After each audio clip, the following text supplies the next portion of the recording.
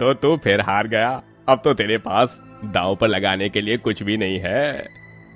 मेरा घर है ना, मैं उसे दांव पर लगाता हूँ।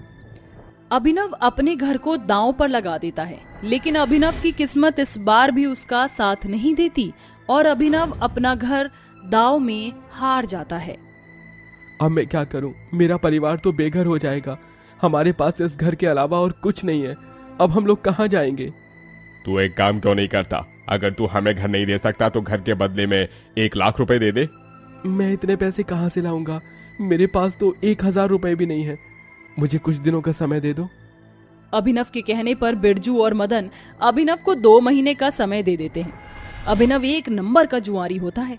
अभिनव की पत्नी अर्चना एक दर्जी होती है जो गांव के लोगों के कपड़े सिलकर अपने घर का खर्च चलाती है और अपनी 5 नंद का ख्याल रखती है। अर्चना रंग रूप से काली होती है, लेकिन काला रंग होने के बावजूद भी अर्चना दिल की बहुत साफ होती है। अर्चना, ये लो मेरी बेटी की शादी का कार्ड। तुम्हें और तुम्हारी 5 नंदों को मेरी बेटी की शादी में जरूर आना है। जी हम जरूर आएंगे। और ये लीजिए आपकी बेटी के कपड़े, मैंने ये सारे कपड़े सिल दिए हैं। विमला अर्चना की तारीफ करती है और उसे शादी का कार्ड और पैसे देकर चली जाती है। एक काम करती हूँ, इन पैसों से मैं शादी में जाने के लिए अपनी 5 नंदों के लिए कपड़े खरीद लेती हूँ। उनके पास शादी में जाने के लायक कोई कपड़े ही नहीं है। लेकिन ये 5 हैं कहाँ? सुबह से कहीं दिखाई नहीं दे रही हैं। लगता है ये 5 वहीं होंगी जहाँ मैं सोच रही हूँ। इतना कहकर अर्चना अपने घर के बाहर अपने आंगन में जाती है जहाँ उसकी 5 नंदे बैठी होती हैं। अर्चना की 5 नंदों को फूलों का बहुत शौक होता है, इसलिए उन्होंने अपने पूरे आंगन में हर जगह फूलों को उगा रखा था। अरे देखो, ये गुलाब का फूल कितना ज्यादा सुंदर लग रहा है। इन फूलों की खुशबू कितनी अच्छी है। ऐसा लग रहा है कि बस यहीं पर बैठी रहूं और इनकी खुशबू सूंघूं। इनकी जितनी अच्छी खुशबू तो और किसी चीज में आ ही नहीं सकती। दीप्ति, ज्योति, पूजा, मनीषा और निशा, तुम 5 को क्या पूरा दिन यहीं बैठना है? भाभी, आप जानती हो ना, ये फूल हमें कितने ज्यादा पसंद हैं। यहाँ से तो हमारा उठने का मन ही नहीं करता है। वो तो ठीक है, लेकिन अभी हम सबको बाजार जाना है। विमला काकी आई थी अपनी बेटी का शादी का कार्ड देने के लिए। अगले हफ्ते उनकी बेटी की शादी है, तो उसी के लिए मैं तुम सबके लिए कपड़े लेना चाहती हूँ। चलो अब जल्दी से तैयार हो जाओ, फिर हम सभी लोग बाजार चलते हैं। अर्चना की बात सुनकर अर्चना की 5 नंदे उठती हैं और जाकर तैयार हो जाती हैं। थोड़ी देर में भाभी और नंदे बाजार चली जाती हैं और कपड़े खरीदने लगती हैं कि तभी अर्चना की मुलाकात उसकी पड़ोसन कोमल से होती है। अरे अर्चना, तुम यहाँ, वो भी अपनी 5 नंदों के साथ? अरे वो विमला काकी की बेटी की शादी है तो उसी के लिए ही कपड़े खरीदने के लिए आए हैं। अच्छा, मुझे लगा कि कहीं तुम्हारी नंदों की सगाई होगी, इसीलिए तुम कपड़े खरीद रही हो। वैसे अर्चना, तुम्हारी 5 नंदों की अब शादी की उम्र हो गई है। कब तक इन्हें घर पर बिठा कर रखोगी? कहीं अच्छा लड़का नहीं मिल रहा था क्या? या कहीं ऐसा तो नहीं तुम्हारी नंदों में ही कोई खोट हो जो तुमने इतनी उम्र में भी अपनी 5 नंदों को घर पर बिठा रखा है?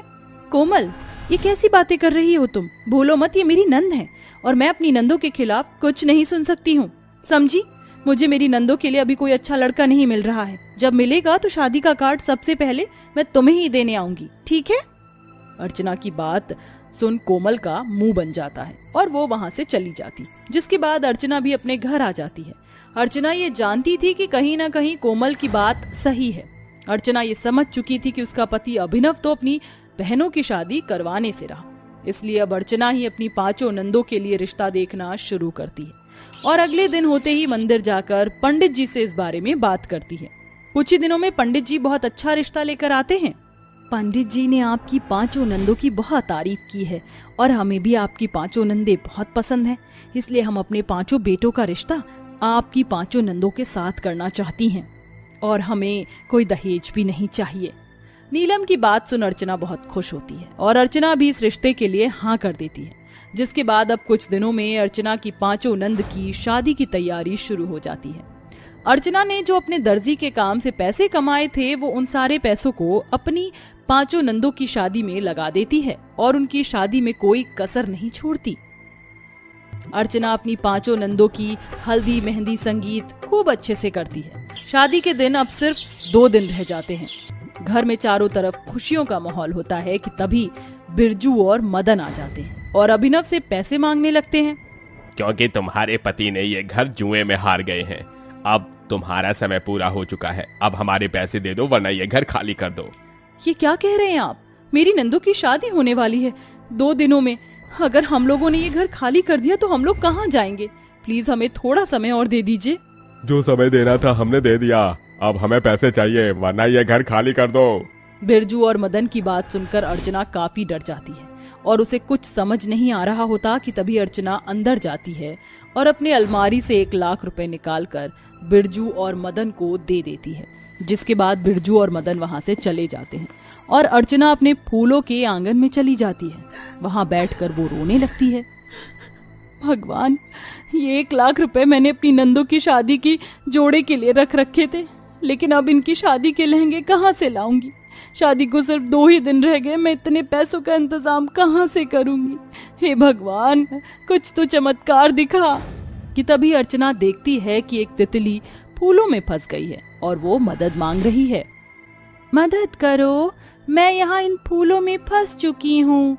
तितली को बोलता देख अर्चना बहुत हैरान होती है, लेकिन वो उसकी मदद करती है। अर्चना जैसे ही उस तितली को उस फूल से आजाद करती है तो वो तितली एक सुंदर सी परी का रूप ले लेती है। मेरी जान बचाने के लिए धन्यवाद अर्चना। आज तुम ना होती तो शायद मैं इन्हीं फूलों के बीच फंसकर मर जाती। मैं तुम्हारी सारी परेशानी जानती हूँ। तुम्हारी नंदो की 2 दिनों में शादी होने वाली है। उन्होंने और तुमने इन फूलों का बहुत ख्याल रखा है और इनको कभी एक बार भी मुरझाने नहीं दिया। इतना कहकर परी अपनी जादू की छड़ी से उन सारे फूलों पर एक जादू करती है। ये सभी मामूली फूल अब जादुई फूल बन गए हैं। ये फूल ना ही तो कभी मुरझाएंगे और ना ही कभी इनकी खुशबू खत्म होगी।